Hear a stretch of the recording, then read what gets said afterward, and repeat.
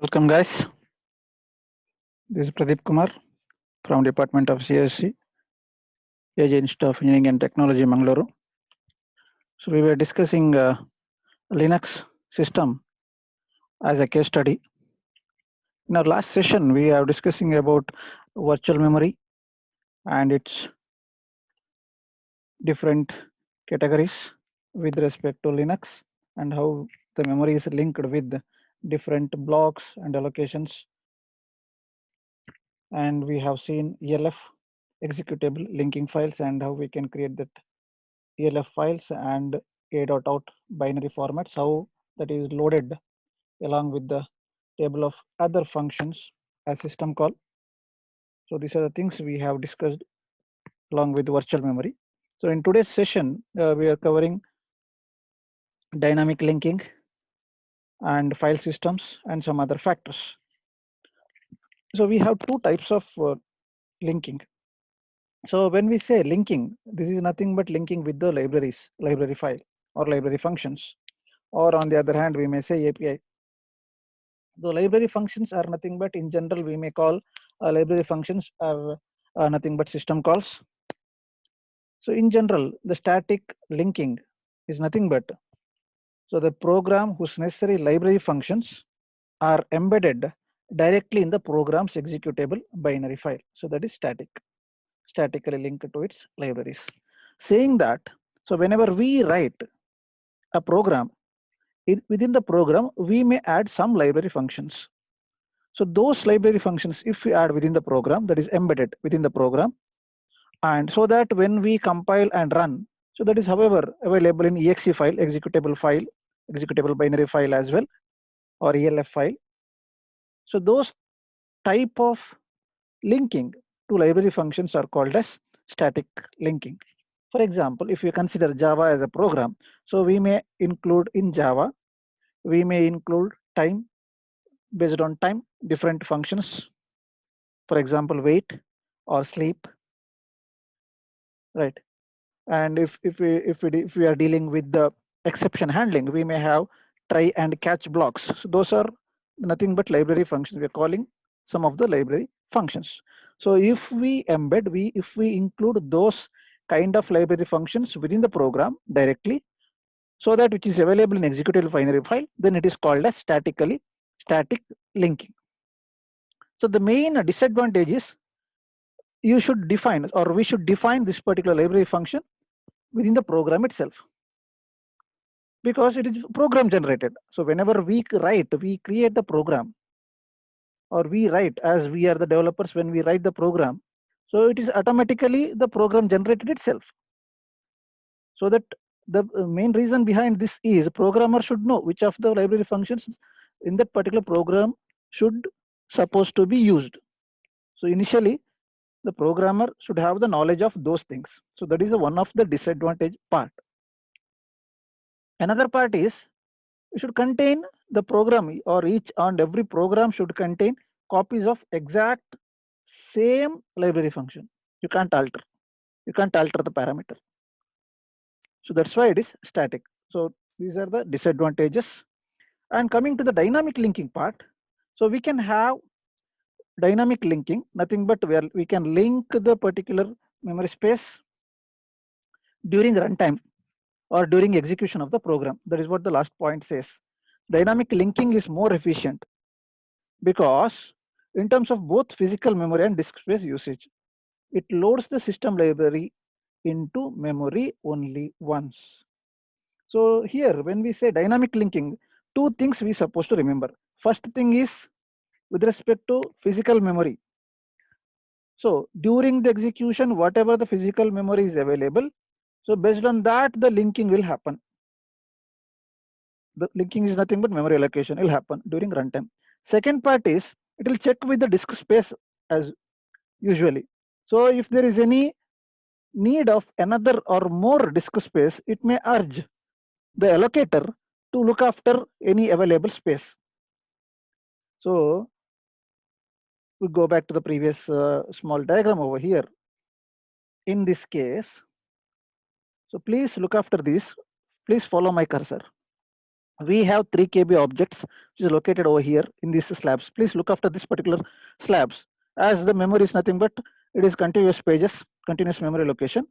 So we may have 7 KB of objects. So during runtime, uh, sometimes our program may need 10 KB of memory space.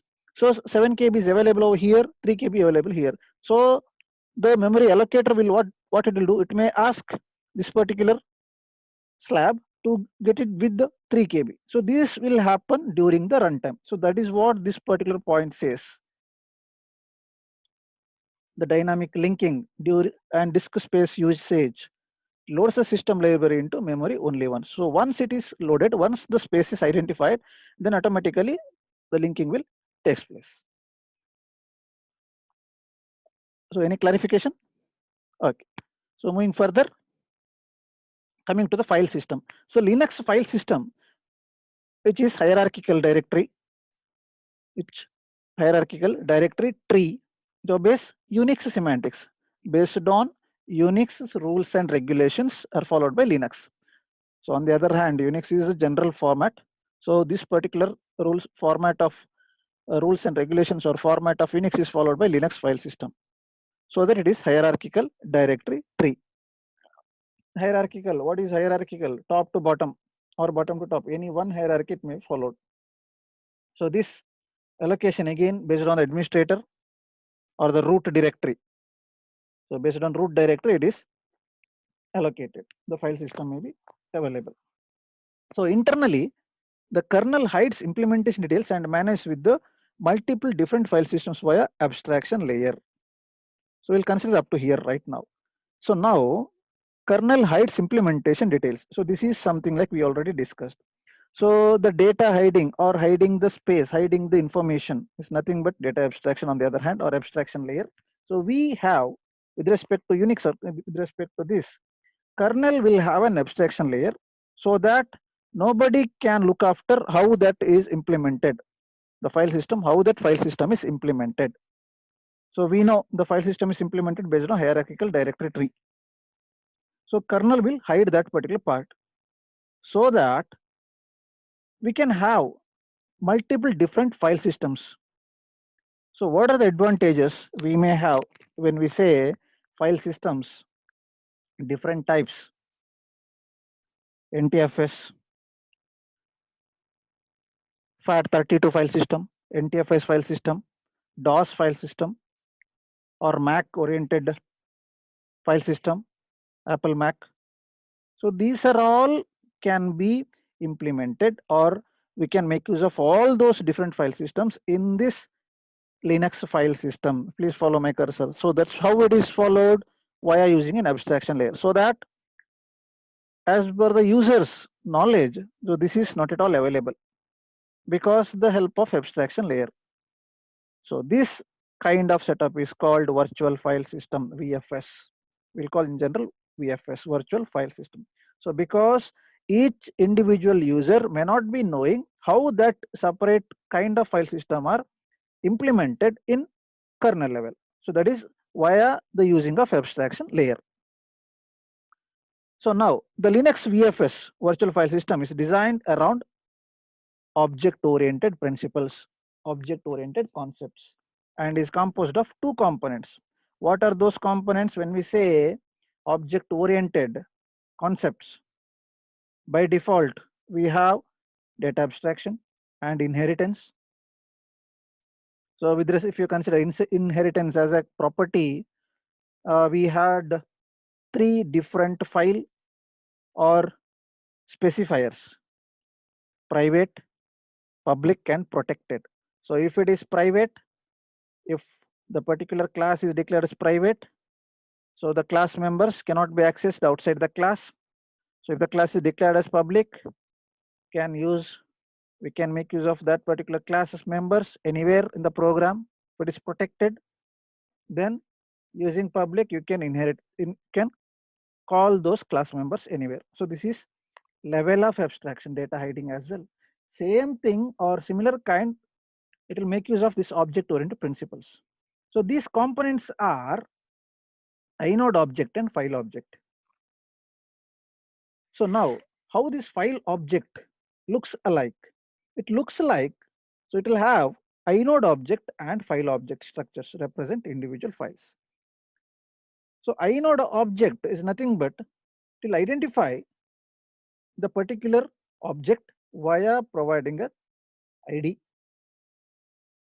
for each individual object of the file or file.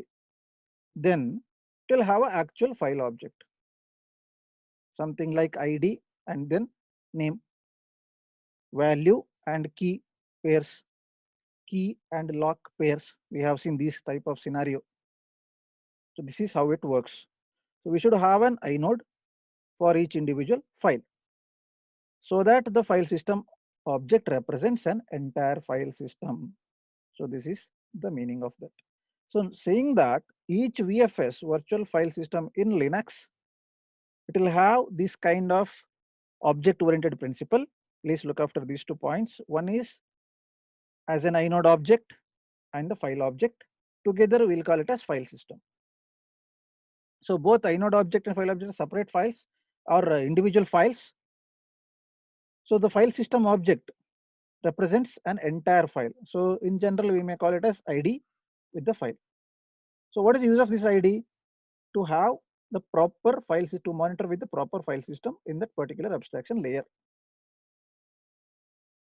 So a layer of software to manipulate those two objects are available with respect to VFS, virtual file system. We'll see further. The Linux ext2fs file system, extensible file system.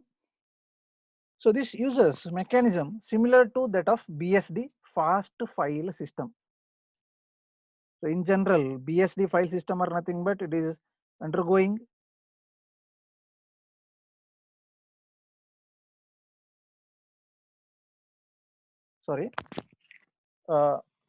ext2fs where we were discussing, it is similar to BSD fast file system. So BSD file system are nothing but more than one process can be executed in a particular environment.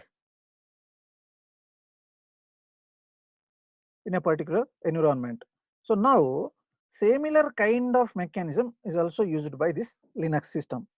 So the main difference is with respect to BSD FFS, the disk is allocated to files in blocks of 8 KB.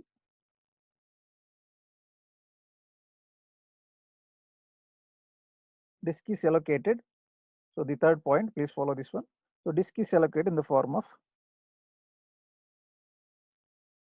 in the form of blocks, which is of around 8 KB, and with the blocks being subdivided into fragments of 1 KB to store small files or partially filled blocks. So now coming to this one, second extended file system or EXE2. This one EXE2 is nothing but second extended file system. So which is again a popular format in 1990s, however, and it is used for small partitions, small kind of partitions. Nothing. On the other hand, we will start from the 1 KB, then 2 KB and 4 KB, and maybe if needed 8 KB. So we'll start from the smallest block size. On the other hand, it doesn't use any fragments. It performs its allocations in similar or smaller units. So coming back with the comparison, BSD FFS file system. So it is allocated to files in blocks of 8 KB. Then each individual 8 KB can be subdivided into fragments of 1 KB each to store small files. But with respect to ext2fs, or second extended file system, ext2 second extended file system. So this will perform allocation based on 1 KB. We start from the default block, that is 1 KB itself. In FFS or in BSD FFS, it is by default it is 8 KB. Here it is 1 KB. Then depends on the machine, it may be allowed with the 2 KB and 4 KB. It's also supported. And This second extended file system, or X2FS, ext2fs extended second extended file system, uses allocation policies designed to place logically adjacent blocks of a file into physical adjacent blocks on the disk. So there is logically adjacent blocks of a file into physical adjacent blocks on the disk. Same thing, exact copy paste if you have a replica. So if you want to have a look into the, just to we'll see a small setup over here. So there is a previous example. So if you consider this physical continuous pages, the last part over here. So if you consider, just to follow my cursor, okay. So if it is a second extended file system or ext2fs second extended file system, so please follow my cursor. Each block is of 1 KB. Each block is of 1 KB by default. Please follow this particular diagram for time being. So this particular each individual blocks of 1 KB each. That is by default. On the other hand, some of the machines may have 2 KB each, like this. So that is second extended file system by default. With respect to FFS, with respect by BSD FFS, this entire single block is of 8 KB. Then this 8 KB is divided into 1 KB each, like this, each individual 1 KB slabs. That is how it works. Hope it is got cleared. And so now one more part is supposed to remember, everything is contiguous. So if it is 8 KB, if in general memory allocation starts from 0, index starts from 0, 1, 2, 3, 4, like this, synchronous order. So then nothing but contiguous memory allocation. Same thing, continuous memory allocation takes place with respect to both allocation in memory as well as in disk. Memory in the sense for the file system. For example, file 1 may be kept in 0th, file 2 over here, file 3 over here, file 4 over here, file 5, and so on, contiguous. Even disk also in the same order it is followed. So that is how that part is. So you can submit an IO request for several disk blocks as a single operation because of its contiguous location. So nothing but logically adjacent blocks.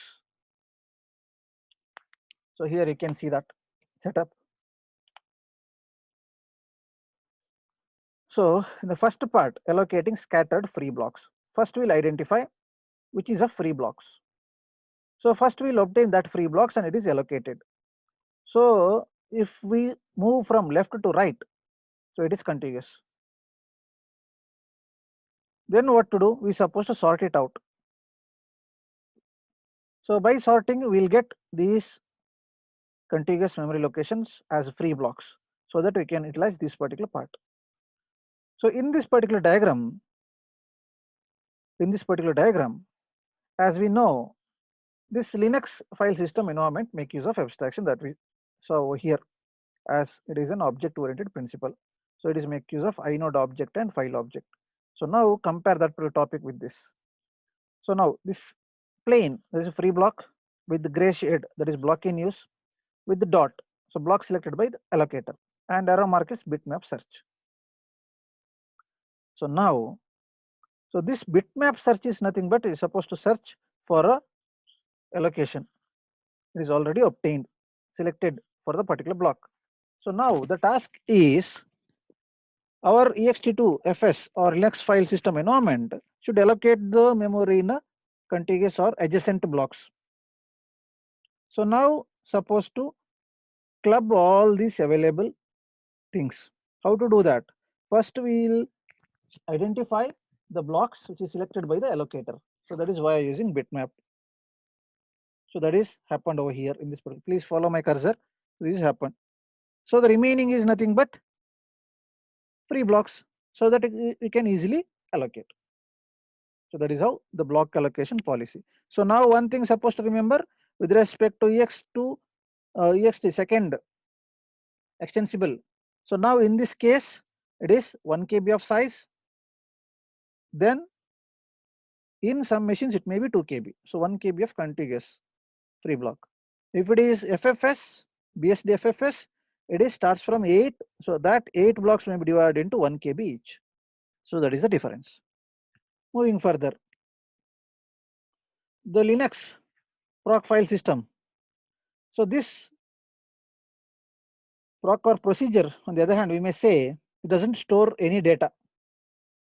So what it has on the other way, its contents are computed on demand according to user file IO request. So in general, so we may say, whenever we say file system, so what we have in the mind by default, it will store some data, right?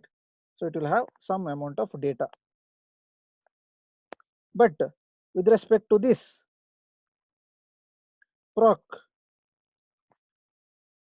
so this is nothing but a special file system. This is something like special. So what it has on the other way, it is a special file system in Unix. It represents information about processes. It has information about processes. So how it maintains that one? Again, it will follow hierarchical file like structure. So to serve these different IO requests, however, we need process in the backend that we know. So based on that, so for which IO request, which process is allocated, what it does in the backend. So that is available in this proc file system, as it is a special file system. So in general, what are the contents of that? So proc must implement a directory structure, hierarchical directory structure, and the file contents. Then it should define a unique and persistent inode number for each directory and files it contains. So now what we supposed to identify over here is, as it is a specialized or special file system as proc, nothing but it will have the contents of procedure which is allocated for each IO request. So now each proc file system is allocated, or it is implemented in the form of hierarchical directory structure. Then, so what it has, it will have a unique inode number, persistent inode number. Persistent is nothing but constant inode number for each directory and files it contains. So what it will have, the inode.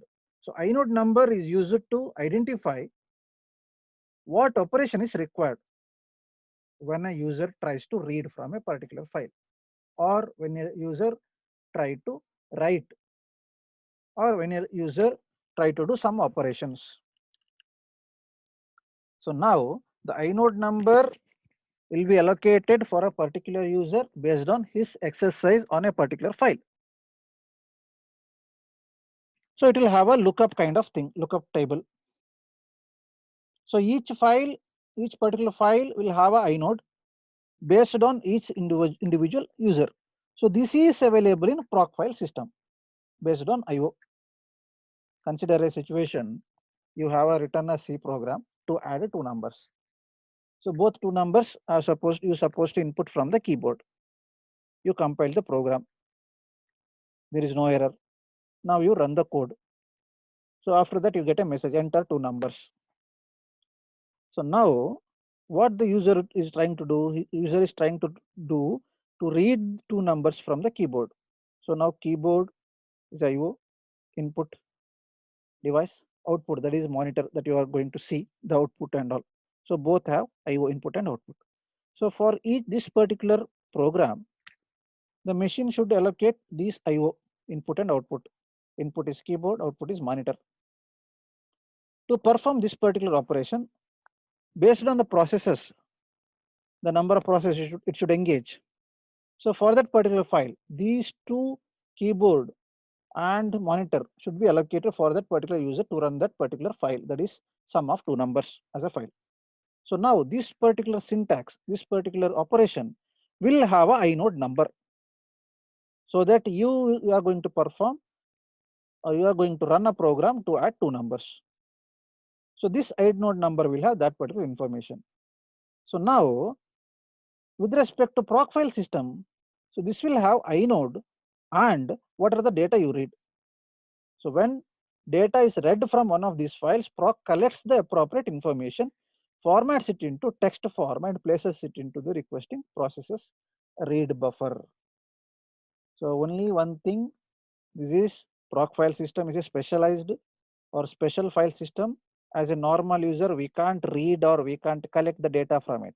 So this is handled entirely by the Linux operating system.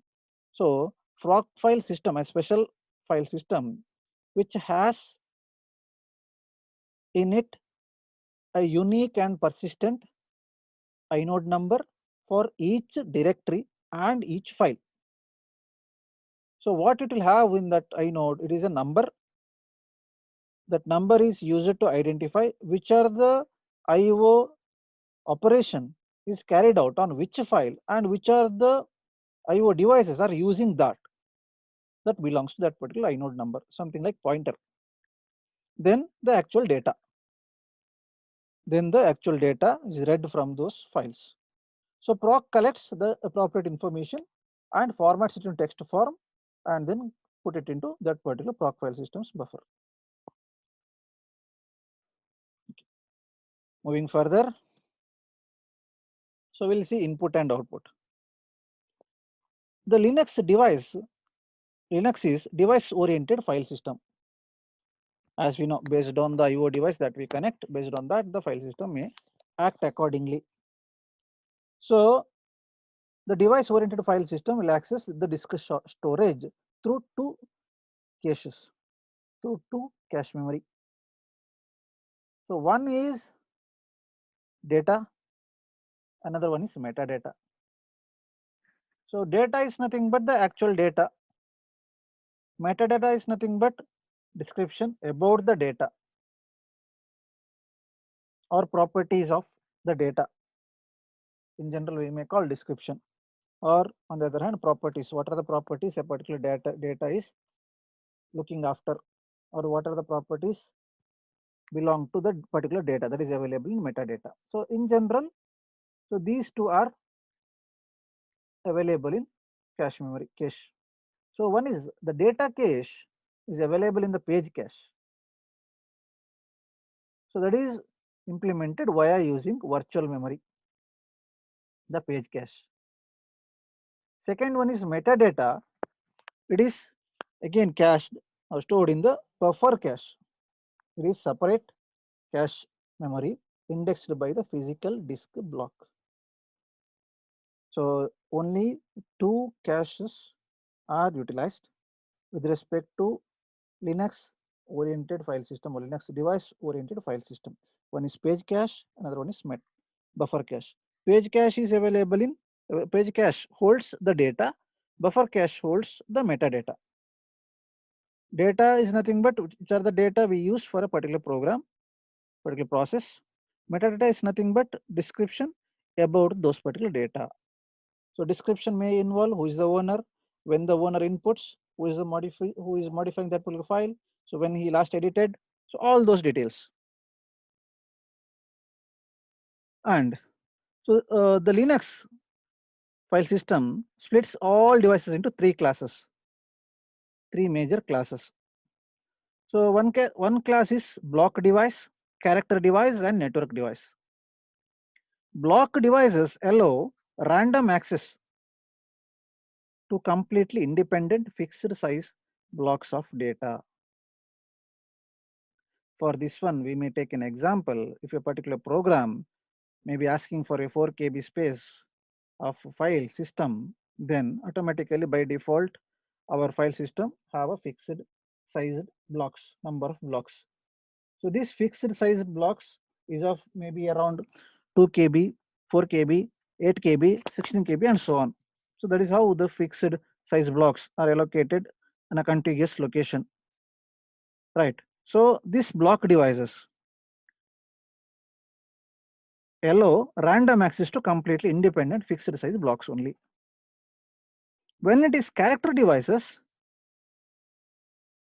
it will involve all other devices. They don't need support the functionality of regular files. It won't have the functionality of regular files. Regular file in the sense each individual files may be read, written or executed, had control, transfer control, copy, all those. So this character device doesn't need all those. So it will have other devices. Then we have network devices. Network devices are interfaced via kernel's networking subsystem. Say in general, if we classify all IO devices or all the devices in a computer which uses Linux environment, consider keyboard or all those keyboard, mouse, all those comes under character devices because it doesn't need the continuous support of file system. Why we need blocks? Block devices which uses memory, individual files, your C file, C programs, Java programs, Python programs, or all other, or even any other standalone applications, any movie players, calculators, all those, which needs access to the size of blocks of data. Coming to network devices, the machine may have network card, Bluetooth, Wi-Fi, so which is nothing but part of networking subsystem. So those interfaced via kernel's networking subsystem. Any clarification, please get back to me. Moving further, we'll see this one, device driver block structure. So we have seen three types of blocks. We'll see one by one. Start from the top. We have user application.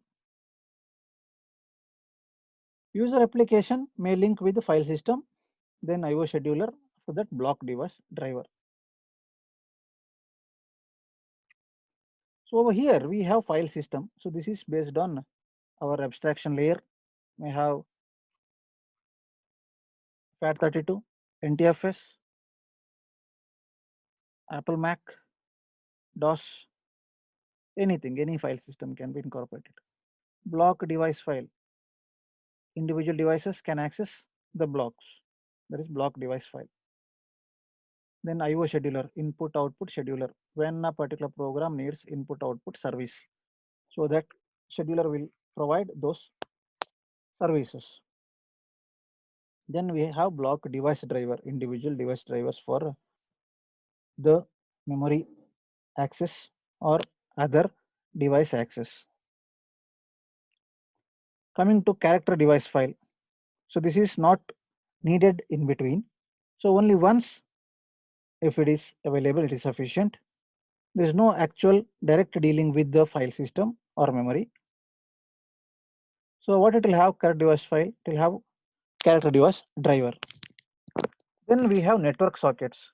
Network socket in the sense, this is what we discussed just now.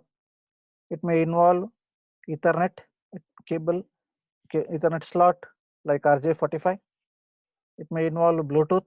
It may involve Wi-Fi. So all those protocol drivers are installed over here using network device blocks and its drivers. So these are the three major device driver blocks. So again discussing further, block devices will have random access to completely independent fixed size blocks. Character devices include most other devices that doesn't need support to functionality of regular files. Network devices interfaced via kernel's network subsystem. That is what designed here. So block devices, what do you mean by block device? So it will provide the main interface to all disk devices in a system. Say when we say disk devices, it's nothing but storage.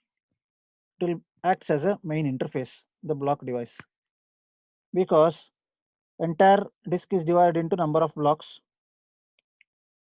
right? This continuous may be equal. So now it should provide an interface. The block device should provide interface to all disk devices in a system. What is all disk devices? You may have not only one hard disk, you may have installed two hard disks, you may have already installed floppy disk, you may have already using pen drive, right? For all this, there is a need of interface. So this interface is provided by the block device. That is what it means. Then, so how it will provide a link? Using block buffer. So we have a block buffer cache to serve two main purpose. So one is it will act as pool of buffers for active IO. Another one serves as a cache for completed IO. So two kind of blocks with buffer to provide the interface. So one is pool of buffers for active IO input output. Second one is cache for completed IO. So these are the two block buffer cache serve. So now, for example, if you take an example, consider you are writing a MS Word file, you're preparing a resume. So while preparing a resume, so we need to have some of the factors in the backend. You should have a complete system. I hope you have that. Then you need Word software, MS Office. So you opened a blank MS Office page. So now you are starting to type. So that is input. You're supposed to type. Then whatever you typed, you're supposed to see on the screen. That is output. So we should have a pool of buffer for active input output. To type or resume, we need active mouse, that is input, active keyboard, input, active output, that is monitor. Then serves as a cache for completed IO. So you typed all your resume. Next, you wanted to make some changes. So you're supposed to save it, right? So that is completed. The task is completed. So second part, treat as a cache so that you can make use of block buffer. That is how it works. So now how to deal with these two kind of block buffers? We need a manager. The manager who are nothing but request manager. So the request manager's job is to read and write buffer content. So the request manager manages the reading and writing of buffer contents to and from a block device driver. So the manager look after all those read write operation to and from device to the buffer. Right. This on the other hand, we can say a general example. Whenever you typing something, so whatever you type, that should be seen on the screen. So there is a link from read to write. Right. So that is how it works. Then we have character device, second category. So this character device, it doesn't perform any or doesn't offer any random access to fixed blocks data. But a character device driver must register a set of functions which implement drivers various file IO operations. This is what we seen as an example. So for each individual files or fixed blocks, it doesn't need any device driver or doesn't need those fixed blocks of data. But before using, it must register the set of functions, whatever the function which is provided by different IO devices as IO operations. So what is that? The second point is nothing but, for example, whenever you insert a keyboard, new keyboard, you bought a new external keyboard, you're supposed to install it. Whenever you insert the jack of your keyboard or connector, whenever you connect the keyboard, so automatically it should register saying that the keyboard is used for only input in the back end.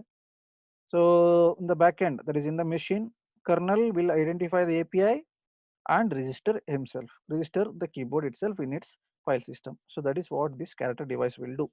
So that is what the meaning of second particular point. The set of functions which implement the drivers various file IO operations. It may be anything. If it is output, say you bought a new set of speakers.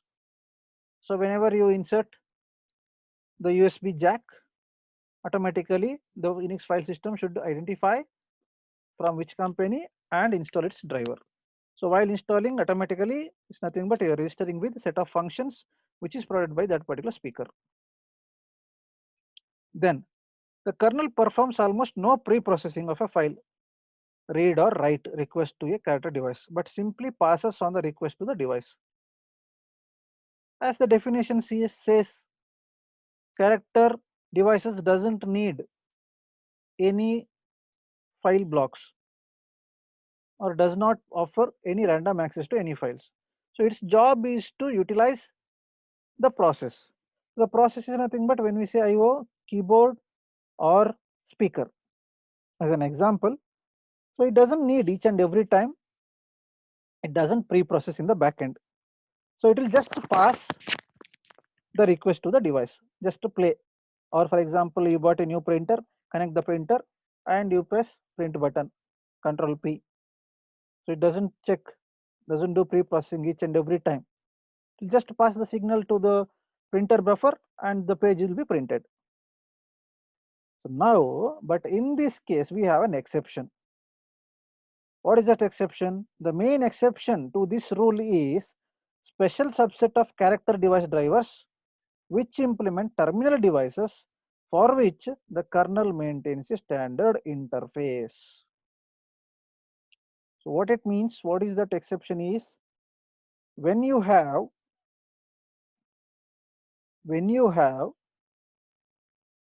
terminals, different terminal devices, what we call terminal device, nothing but monitor or say client server environment. So whenever you connect different other monitors, display, on the other hand, other dummy machines, just a keyboard and a monitor.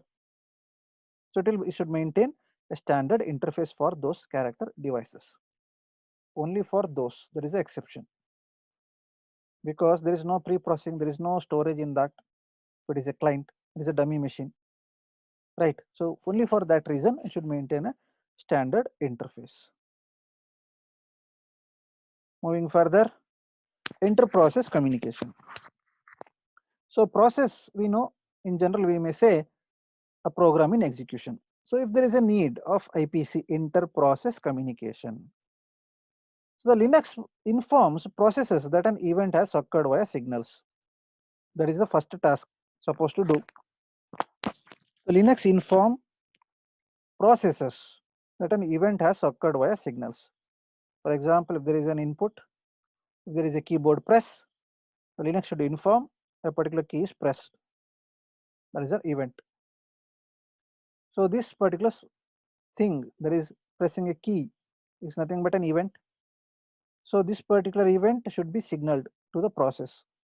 So we may say each keyboard is nothing but combination of rows and columns. Each rows and column nothing but a cell. Each cell will have a one particular key. So whenever a key is pressed, automatically in the backend, that particular sensor will detect the key, send its ASCII value in the backend via signals. So the same thing apply over here for the first point. So whenever a key is pressed, the Linux should inform the particular process saying that an event has occurred via signal, say a keyboard press. So now there is a limited number of signals, very limited number of signals, and they cannot carry information. A limited number of signals and they cannot carry information. Saying that a signal occurred is available to a process. That is in general. Whenever there is a signal, by default it should be available to a process. But there is a very limited number of signals. Signals won't carry information. Signals just will alert it. So that is the limitation. On the other hand, the Linux kernel doesn't need or does not use signals to communicate with processes with the running in kernel mode. So what it will do, it will communicate within kernel is accomplished via scheduling states and wait queue structures. So one thing we supposed to remember with respect to IPC, inter-process communication, with respect to Linux, it doesn't inform processes, or it will inform processes. An event has occurred via signals, first point. Second point is all signals won't carry any information. It will just give a signal saying that one event has been occurred. So what it will do to the communication, how the communication will happen? Communication is happen via using scheduling states and wait queue structures. Supposed to schedule and wait queue structures. So how this is happen? How we can pass the data between processes? So there should be a need of pipe mechanism. There should be a continuity. So from one process to another process. So we need something called connector. In general, we may say connector from one process to another process. Similarly, we use a term pipe. The pipe mechanism allows a child process to inherit a communication channel to its parent. So what it will have? Data returned to one end of the pipe can be returned to other. So say we'll make use of pipe mechanism. So the IPC, inter-process communication or passing the data between processes can be takes place using pipe mechanism. So what it will allow? By default, a child process will be created. So that child process will inherit the communication channel to its parent. So on the one end, supposed to write the data, on the other end, data should be read, right? One side input, other side output. So we are using pipe mechanism. That is one thing. That is one type of passing data between different processes. So from the parent process, child process may be inherited. Child process may pass the data to the other side, so that there is a continuity. So from one end, the data is read. On the other end, data should be written. Second part is shared memory. Second type of passing data between processes, that is shared memory. Same memory location can be shared with the two or more processes, so that there is a IPC by default. For example, when we say shared memory, so this is an fast, extreme fast, because both the process makes use of same memory space. So there is less energy is needed for communication. So whatever the data is written by one process to a shared memory region can be read immediately by other process, because there is a same memory space, right? Let us map put that region into its address space. Next is there should be synchronization. So synchronization, however, shared memory must be used in conjunction with another IPC mechanism. So that is the best method we may incorporate. So both the things, whenever we say communication from both the end, from the sender to receiver, there should be a synchronized way of communication. Then only it is effective, right? So similarly over here, passing data between process or inter-process communication, if it is shared memory, so whenever a particular process write a data on that particular memory space, automatically another process may read from that particular space. That is faster, extremely fast. So we may say shared memory can be used. So what is shared memory object? So shared memory object will act as backing store for shared memory regions. Shared memory object acts as a backing store for shared memory regions in the same way as a file can act as backing store for a memory mapped region. So what we are trying to say with this first point is shared memory is nothing but we are giving a particular block of memory for two processes. One process may read, another process may write it. So now it will act as a backing store, say storage, backup, because a file can act as backing store for a memory mapped memory region, because same memory space is mapped with two processes. On the other hand, one process may act as one process may treat it as a backup because it is shared, right? If two persons are making use of one particular device, you can say another one person saying that it is saved, will save some of the energy, right? That is what that particular first point says. Why are doing that particular exercise? It acts as backing store, backup. Then Shared memory mappings direct page faults to map in pages from a persistent shared memory object.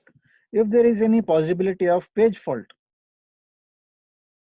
then so that particular page fault will map in pages from a persistent, from a constant shared memory object. So mapping will takes place. Then shared memory objects remember their contents even if no processes are currently mapping them into virtual memory. So this is one of the advantage as well. So whenever we say shared memory, by default its contents are known to the processes.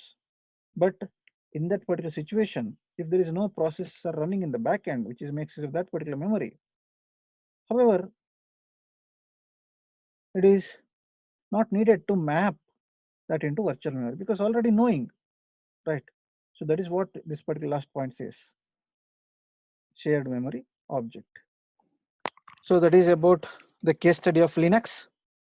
Thank you. If you have any other queries or doubts, please get back to me. Thank you.